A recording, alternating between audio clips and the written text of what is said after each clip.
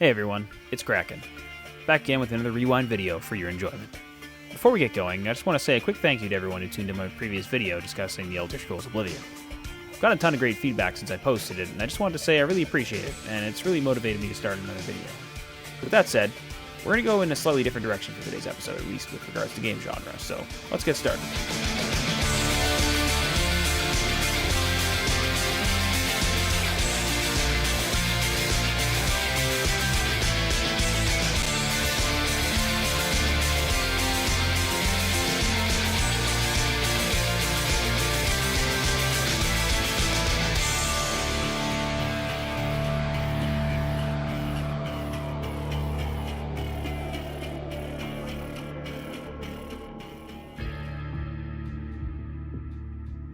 For today's episode, I wanted to once again replay an old favorite of mine, and I dare say potentially my favorite game series ever made. Half-Life was originally released in 1998 for the Windows PC. Developed by Valve Software, this single-player first-person shooter redefined the genre in terms of scale, gameplay, graphics, and its methods of storytelling. If you've never heard of or played the game, you, the player, take control of Gordon Freeman, a young research associate working at the fictional top-secret underground research facility Black Mesa. That's a mouthful. It's essentially just Area 51 in this universe.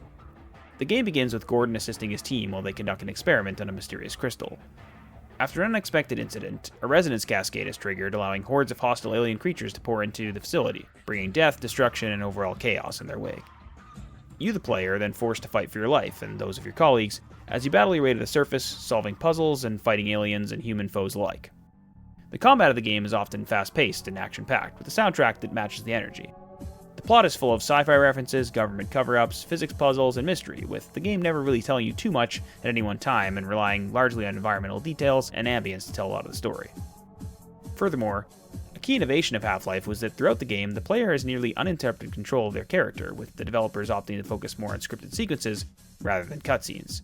This made Half-Life incredibly unique at the time of its release, and is another reason why it's still to this day widely considered one of the best games ever released. Now, while I tend to agree with all that, I believe one of the things that sets the original Half-Life apart is its enduring influence in the gaming world. Half-Life's success paved the way for a number of future Valve titles and innovation. Games like Counter-Strike, Day of Defeat, and Team Fortress were all developed in the tail of Half-Life, utilizing lessons learned during the latter's development. The financial freedom and consumer goodwill provided to Valve by the success of Half-Life allowed for the studio to innovate further, going on to release the Source engine in 2004, alongside Half-Life 2, which is a game I can easily say is my favorite game of all time. And what's crazy in all of this is that I haven't even mentioned Steam yet, which I don't think is crazy to say has redefined how we play and consume games altogether. So with all that Valve blazing behind us, let's bring it all back to the focus of this video, Half-Life. Without it, none of what I just spoke about would have been possible, but that said, I do have a bit of an interesting relationship to this game, and for that matter, its subsequent re-releases and remasters. In order to explain that, I feel it necessary to start with some Von Kraken lore here, if you'll bear with me. Also, just fair warning, this video is going to jump around a bit with regards to the Half-Life franchise, but we'll mainly focus on the first game and a certain remake of it that was brought to my attention. I fully realize that at times it may seem a bit disjointed, but I hope that by the end you have some idea just how important this franchise is to me, or at the very least you find it interesting.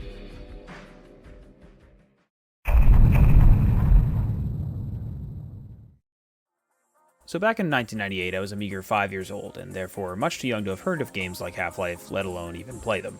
In fact, our family actually didn't even own a computer back then either, which was a bit of a barrier to entry for PC gaming. Although my parents had bought my older brother and I a Nintendo 64, my relationship to gaming was largely reserved to watching my brother play games rather than actually play them myself.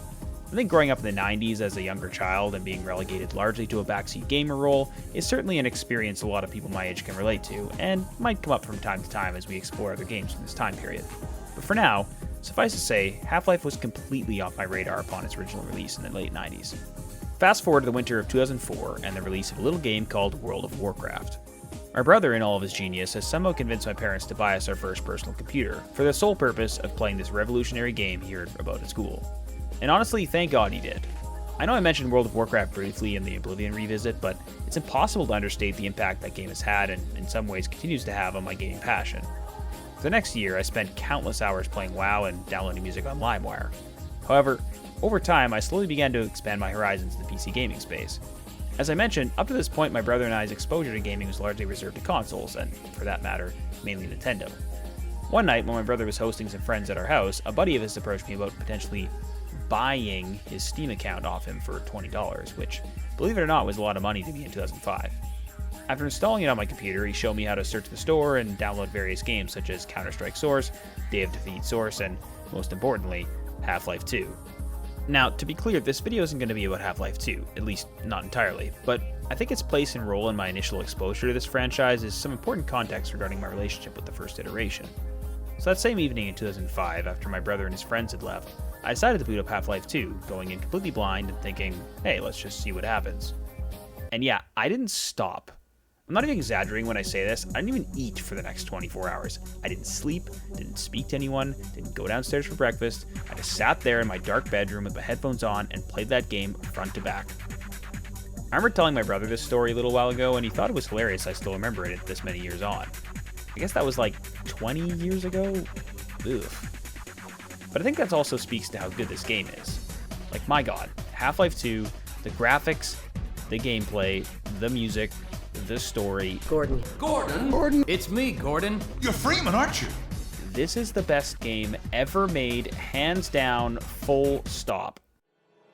Anyways, like I said, this isn't going to be about that game, but I need to start with that story so I can explain how I eventually got my hands on Half-Life 1. So coming off the heels of Half-Life 2, I naturally became curious about its predecessor. Lucky for me, another one of my brother's friends just so happened to own that game. On CD-ROM. Thanks, Danny. And he graciously agreed to lend it to me. And here's where the story actually gets a little murky. I fired that game up and honestly was a little underwhelmed. And I mean, can you blame me? I just played my first Source Engine game, zero expectations, zero hype, just soaked it in, and frankly, I was exhausted. But also, I don't think it's controversial to say Half-Life 1 graphics are not as good as compared to Half-Life 2. And like, I mean that with respect. Valve smacked it out of the park with the Source Engine, and you have to remember, in 2004/2005, these graphics were off the charts. I mean, honestly, they still hold up pretty good today. But going straight backwards to Half-Life 1 was a tall order for 12-year-old Von Kraken. It's not to say I didn't respect the story, music, or ambience, but the graphics and quality of life improvements were definitely lacking when compared directly to the sequel. And for that reason, believe it or not, I actually never finished Half-Life 1 all the way through my first time playing it. Somewhere along the line, I got a bit frustrated, distracted, or both, and simply put it down. I did quite enjoy the Half-Life expansion titled Half-Life Opposing Force, but in the interest of time, I think we'll table that for another episode. You see, when I was younger, I thought I was the only person in the world who had slept in these games, but as I've gotten older and spoken to other people about this, I realized that my experience of playing Half-Life 2 first and then backtracked to the previous titles is actually more common than you might think. Additionally, that letdown of going back from Half-Life 2 to Half-Life 1 is also fairly common, at least among the people I just mentioned. Which I think is really unfortunate, because, as we'll get into, I think Half-Life 1 is an incredible game in its own right, and definitely can be an enjoyable experience. However, this experience of jumping into a series midway through and going backwards got me thinking, and I think I've come up with a name for it. I call this The Dark Knight Effect. Okay, I can see your face right now. Just hear me out, please. If you're like me, then in 2008, you went to a theater and watched Christopher Nolan's classic take on Batman, The Dark Knight. Furthermore, if you're also like me, when watching that film, you had absolutely not a hot clue that that series actually had started 3 years previous with the movie Batman Begins. When going back to watch Batman Begins, I had a similar reaction to that of Half-Life 1. Like, it's fine, and as time has gone on, I've come to appreciate it more, but once again, I don't think it's controversial to say that The Dark Knight is a far superior movie when compared to its predecessor. What I find more interesting, however, is how good both Half-Life 2 and The Dark Knight are at drawing people in many cases without them having any context or knowledge of the earlier installments of their respective universes. Now, both Half-Life 1 and Batman Begins do add a lot with regards to lore and setup for their sequels, and I certainly recommend both. But I always found it interesting how they apparently weren't altogether necessary for the enjoyment of their sequels, which is fairly unique in either a story-driven single-player game or, for that matter, a movie trilogy. For this reason, as unfair as it may seem, for much of my teenage years and early 20s, I largely viewed Half-Life 1 as a bit of a relic, a hugely influential game that demanded my respect, but not necessarily my playtime. Therefore, whenever I got the annual itch to replay the Half-Life series, I would most often start with Half-Life 2 and work my way through the subsequent episodes. In fact, it wasn't until fairly recently that I decided to return to the beginning of the series.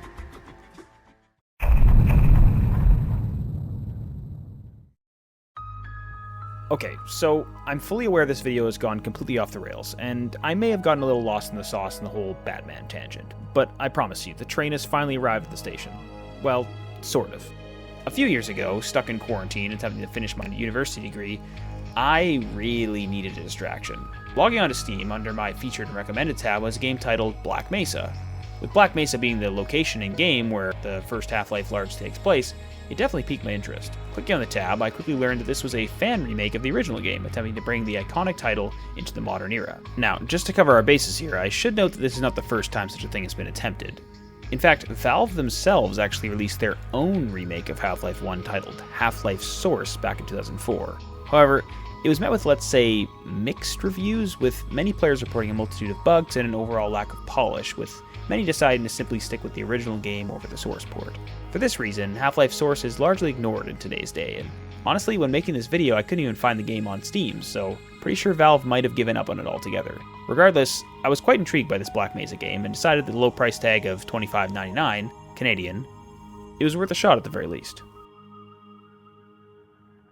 Released in 2020, Black Mesa is a fan-made remake of Half-Life created within the Source engine.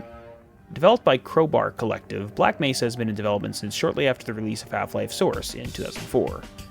Originally, the developers had planned to release the game in 2009, however, as their ambition grew, so did their time frame for development, and although some fans definitely were frustrated by constant delays, I would say it was well worth the wait.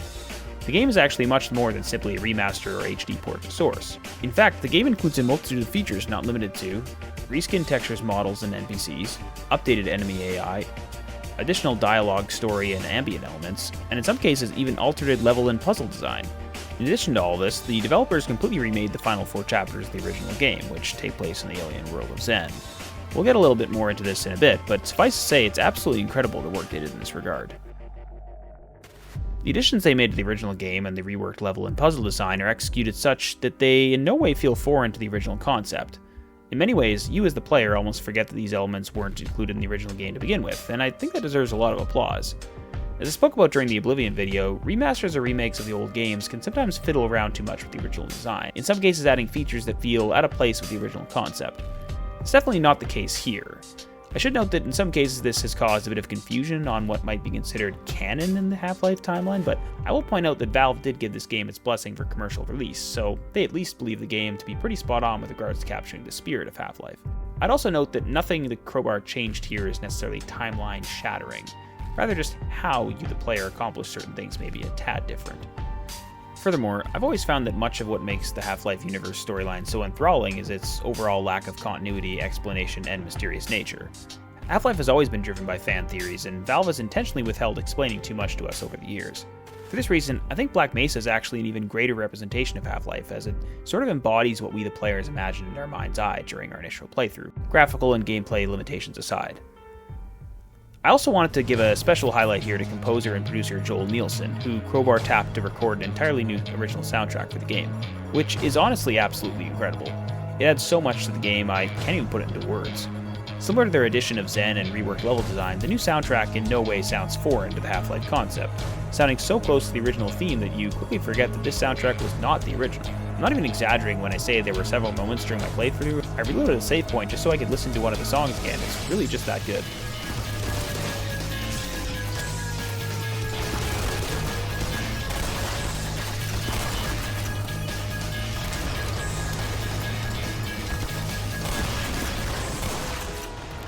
If you'll indulge me for a moment, I think one of the reasons Joel Nielsen's take on Half-Life music fits so well is that it encapsulates one of the core themes that make Half-Life games so good, and that's their use of both pace of play and environmental storytelling. The soundtrack for Black Mesa maintains the idea that music in video games can, and in many ways should, play a big role in telling the story, particularly for single-player games. Some obvious tracks that highlight this idea are ones like We've Got Hostiles or Forget About Freeman, as they take place during hectic gunfights and generally fast-paced action sequences. The music is upbeat, intense, and keeps the player on edge, subtly encouraging quick thinking and fast-paced movement.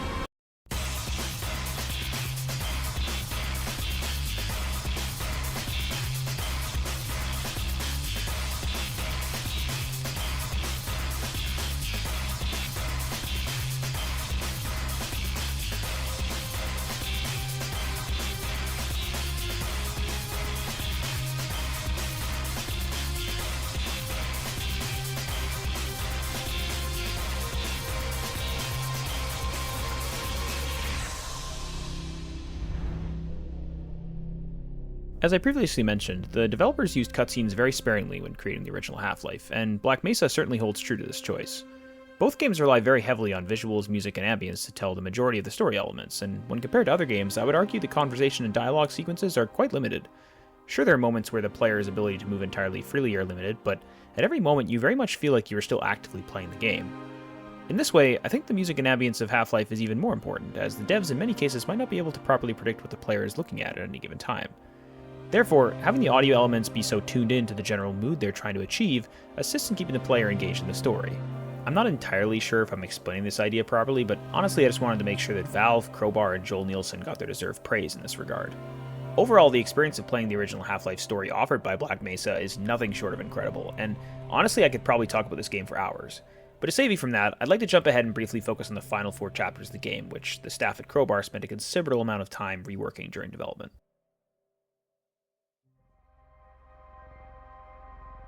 With the intention of not spoiling too much for those viewers who perhaps have never played Half-Life, the border world of Zen is an alien world or series of clustered asteroids where the final chapters of both Half-Life and Black Mesa take place. By this point, it has become clear that this is the world in which the hostile alien creatures you've been battling for much of the game call home, and in order to stop them, Gordon must take the fight to their turf. In the original release, the Zen sequence is certainly a mood shift compared to the prior chapters of the game, utilizing a considerably darker and, I would argue, limited color palette. Although very cool and by no means a terrible part of the game, it has been characterized in some circles as a somewhat weaker portion of the original Half-Life, and is certainly quite a bit shorter than the Black Mesa offering. Personally, I think my opinion of the original Zen sequence is a tad bit biased for multiple reasons, but that statement will make more sense in a minute when we discuss my replay of the 1998 release. The Black Mesa version of Zen, to put it very lightly, is much more expansive. What I love about this version is all the little environmental details the developers added to this portion of the game. The obvious graphical improvements aside, Zen is designed in such a way to present to the player a multitude of subplots that have been playing out in the border world prior to Gordon ever arriving. For example, after arriving in Zen, you quickly discover signs of human activity and evidence that Black Mesa personnel have already been active in Zen. Base camps, equipment, scientific samples, and voice memos can be found scattered around the alien world, indicating that Black Mesa has been studying this location and its inhabitants for some time. Furthermore, as the player progresses further into the world, you also find evidence that the alien creatures you have been battling for the majority of the game are actually more advanced and organized than you might have first believed. Additionally, the alien civilization that calls this place home are clearly aware of the humans' presence, and in many ways have been studying them in a similar fashion for quite some time. I think what's incredibly well done here is that other than the voice memos that the player may or may not find, you're not explicitly told any of this. All of these details and subplots are left scattered throughout the environments, waiting for you to discover them, and making it not only feel very organic when you do so, but also encouraging you to take your time as you explore. Something that I would point out as a slight defense of the original Half-Life in this regard is that clearly the developers of Black Mesa took advantage of not only the increased graphical capabilities of the Source engine when redesigning Zen, but also the privilege of knowing where the overarching story of the Half-Life franchise is or was headed. What I mean by this is that many of the subplots and environmental details included in the Zen redesign, and for that matter much of Black Mesa overall, hint at story arcs and plots that were introduced later on in the franchise's lifecycle, and may or may not have been fully fleshed out during the original Half-Life's development. I think this is the big reason of why Black Mesa feels so at home in the Half-Life timeline, and not simply a very impressive fan fiction. A lot of the changes they made to the game both mechanically and lore-wise feel more in line with where the franchise ended up in the early to mid-2000s, whereas the original Half-Life, excusably so, definitely feels like a game that was made without the explicit intent of having a series of sequels or tie-ins. Overall, the Zen remake is absolutely incredible for all the reasons I've stated and more. However, a very small critique I found creeping into my mind as I was playing it is that it's noticeably long. I have absolutely no data to back this up, but when navigating my way through the Zen chapters, it felt as though these chapters were as long as the rest of the game combined. There were a few moments where I was definitely starting to feel a bit fatigued, as it felt like the color palette and enemy selection had been fairly consistent for a while. However, the not one but 2 boss fights you partake in on Zen are both incredibly tense and exciting. I really don't want to spoil them, but suffice to say they are worth the extended build-up, with both encounters doing a great job of using both pacing and their surrounding environments to make the combat not just point and shoot, which I think is pretty creative. The first boss fight in particular takes place over a decently long time period, constantly moving locations and introducing new mechanics. Finally, at risk of repeating myself, the music included during these fights is incredible and once again helps make both encounters extremely memorable and epic.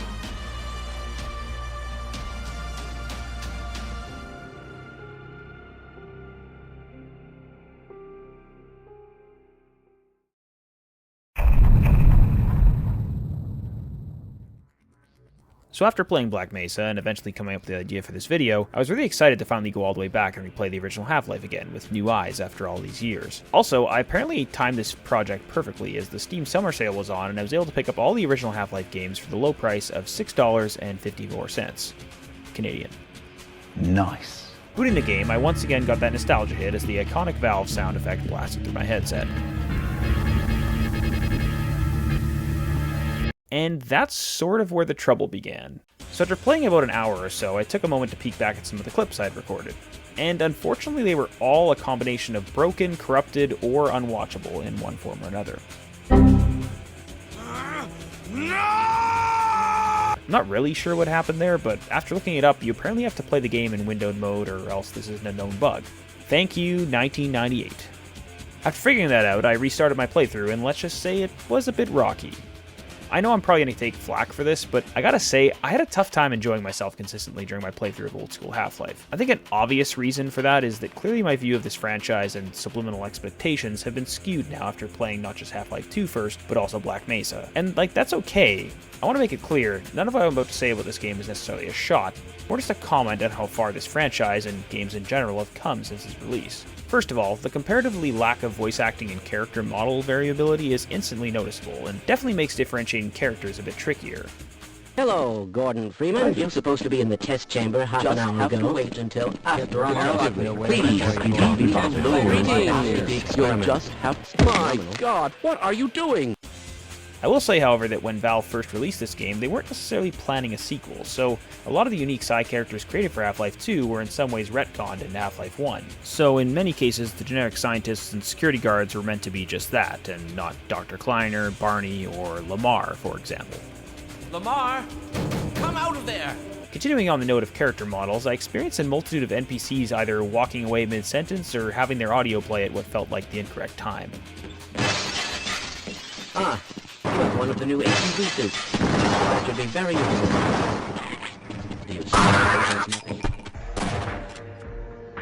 Gunplay feels more what I would describe as straight lines when compared to Black Mesa. Kinda just feels closer to GoldenEye 64 aiming, but in its day, this was still revolutionary. I don't hate it, it's just different. I will say, however, the gun animations and sound effects still look great and sound awesome, particularly on items like the machine gun or the shotgun.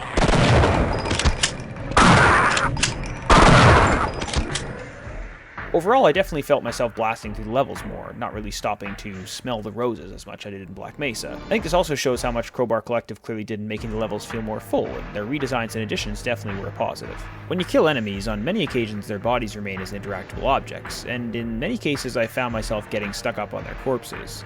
It's not consistent with every enemy, but I will say it was noticeable, and at times annoying when trying to move around during combat. Honestly, movement overall is definitely a bit clunky. I found myself constantly getting stuck on edges of objects, particularly when attempting to jump between obstacles. I can only describe the feeling as running on ice. It sort of reminded me of the feeling I got when playing Super Mario Odyssey and my Nintendo Switch Joy-Cons were developing a terrible case of drift. There are a multitude of points in this game where the scenario dictates the players have pinpoint movement while moving really fast, and I'm not sure if it's something to do with the old game running on a new computer or my sensitivity or what, but I found myself really struggling at times to move fluidly through the map. I died what felt like 100 times the tentacle monster in the blast pit, and not because I didn't understand the mechanic, but because I got stuck on an invisible edge, a ladder, or a random box. At one point, even one of the NPCs kept getting in my way, and I'll be honest, I almost rage quit, which says something because this was one of my favorite moments in the Black Mesa playthrough. Another note about the blast pit is the lack of music during this sequence in the original game. Normally I wouldn't think much of this, but during the Black Mesa sequence, the ambience and music continue to build as you slowly complete objectives and work your way to defeating the monster, finally climaxing with a really great guitar and drum section. It's an excellent touch, and once again I want to applaud both the artist and the devs at Crowbar for adding this.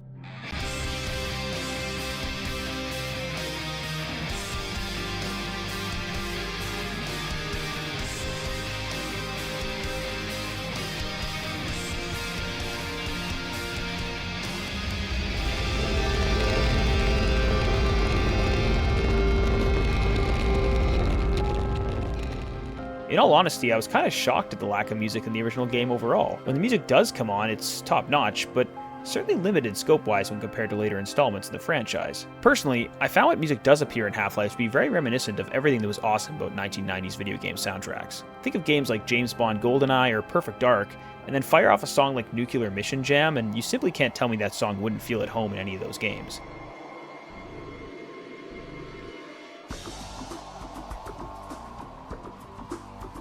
Black Mesa's soundtrack expands upon what the original game did well in this regard, not changing the vibe or mood, but embracing the style Valve really leaned into in their later titles in the franchise, and that's their emphasis on telling story through sound design.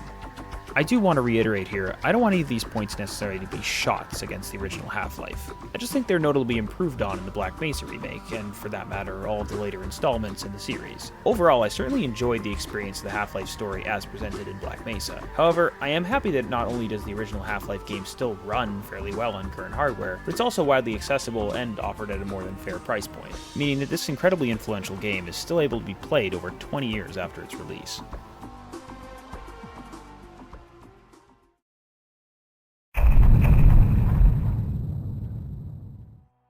Okay, so now we've replayed both the original Half-Life and its remake Black Mesa, and I think I've settled on a few themes which really stand out regarding why this game still holds such a high place in gaming history, and why I am beyond elated that it has been given the proper remake it most definitely deserves. As I mentioned at the top of the video, Half-Life's story is incredible, and easily the most important aspect of what makes this game so memorable. Personally, what has always drawn me to the story of Half-Life is that it has always felt very human. At the beginning, Gordon is literally just reacting to what is in front of him. He's not a trained fighter or soldier, but he is an extremely clever scientist, and just so happens to be wearing his now iconic Hazardous Environment or HEV suit. His problem-solving skills and quick thinking allow him to improvise with the tools available to him, opting to utilize anything from a crowbar to a zero-point energy field manipulator, blasting his way out of a multitude of insane situations.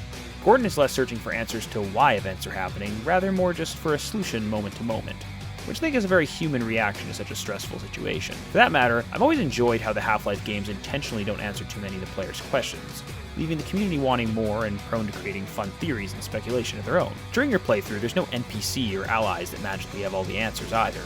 Well, other than G-Man, but that's like sort of his thing. How is he everywhere and nowhere at once? How does he know so much? What does he want? I'm really not at liberty to say. Rather, the various allies and enemies you encounter throughout the game are largely reacting based upon the limited information they have available to them, coming up with ideas how to remedy their situation based on those assumptions, which I think adds both the realism and overall mystery of the setting. The game also does a great job presenting the idea that Gordon is, at least at the beginning, a very small piece of a much larger catastrophe unfolding in real time. Over the space of the game, the player is constantly witnessing events, finding subtle or not so subtle clues, and overhearing radio messages hinting at a multitude of storylines playing out largely independent of the player's actions. This also plays into the overall vibe of chaos and suspense that really heightens the emotion of the story. Personally, every time I found a military or security radio that was broadcasting, I'd make every effort to sit and listen to the full message, eagerly awaiting an update on the current situation. There's certainly an aspect of the game that developers at Crowbar valued when creating Black Mesa, and it's certainly one of my favorite parts of the remake. The military radio in particular adds quite a lot to the atmosphere of the game, as it gives you a glimpse into how one of your opposing forces, is attempting to deal with both yourself and the greater conflict. I don't want to spoil too much for those that have never played the game, but as the player gains notoriety, the military broadcasts become increasingly focused on Gordon's actions, making you, the player, feel like your actions carry increasingly significant weight in the story. Furthermore, as the situation slowly unravels and the military loses more and more control, there are even points where I found myself gaining empathy for the soldiers speaking on the other line. Any station, this is Echo 3 Juliet. My team is ambushed. I am injured. I'm losing a lot of blood here. Left leg. Echo 3 Juliet, this is Echo 5 Romeo. I need you to tie a tourniquet a hand's length above the wound. Get one out of your IFAC now. IFAC's gone. Say again? My IFAC's gone. Okay, you're gonna need to find another pack and get a tourniquet out of it. Are you still there? Echo 3 Juliet, can you hear me? This leads to my second point about why this game holds up, and that's the pacing. I think nowadays too many games struggle with pacing their games in ways that allow for players to properly digest information. Additionally, I argue too many games are scared to challenge the player or risk leaving storyline elements open-ended. I'm thinking of yellow spray paint and exposition-filled cutscenes here.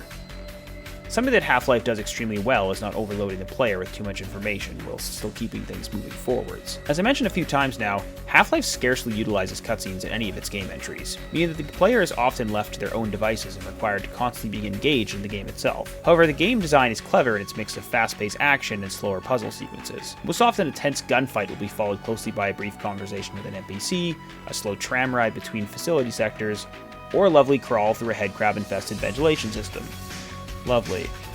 This allows the player to subconsciously take a moment and breathe, digesting the experience they have just come through and prepare themselves for what comes next. Well, except for the headcrabs. The changes in pace always feel incredibly organic and are all done without taking the player's hands off the steering wheel or jumping into a cutscene. The game also hits that sweet spot of difficulty that is ever elusive in video game design.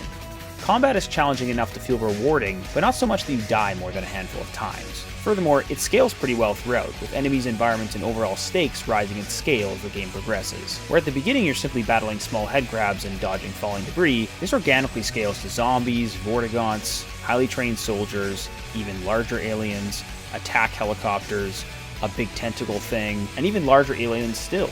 As Gordon gains strength, ability, and overall notoriety, he's faced with ever stronger opponents, and able to handle them. And this would be my final pillar of what makes this game incredible, and that's just the overall gameplay itself. What's interesting about Half-Life is that at first glance, anyone would assume this game is simply just a standard single-player first-person shooter. And sure, if you don't like first-person shooters as a rule, maybe this one isn't for you.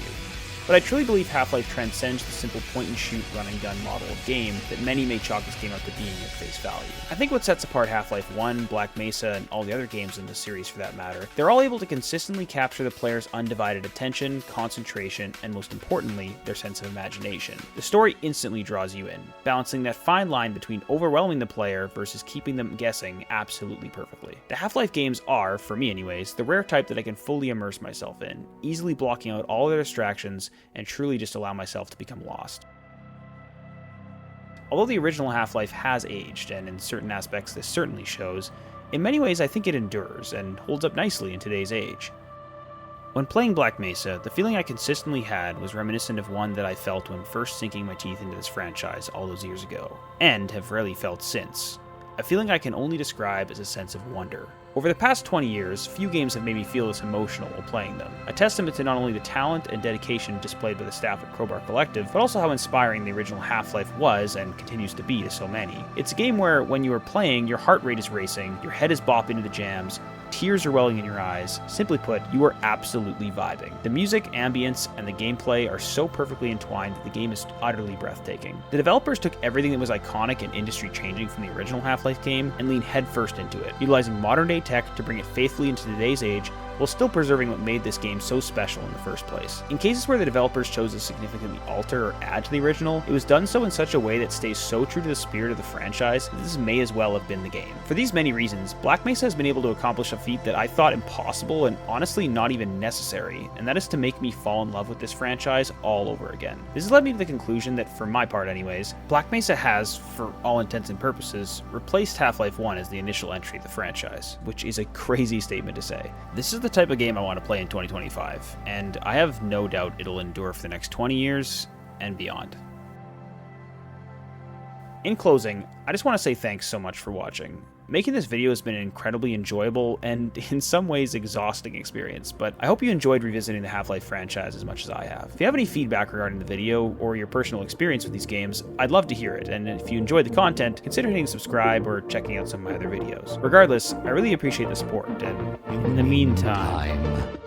This is where I get off.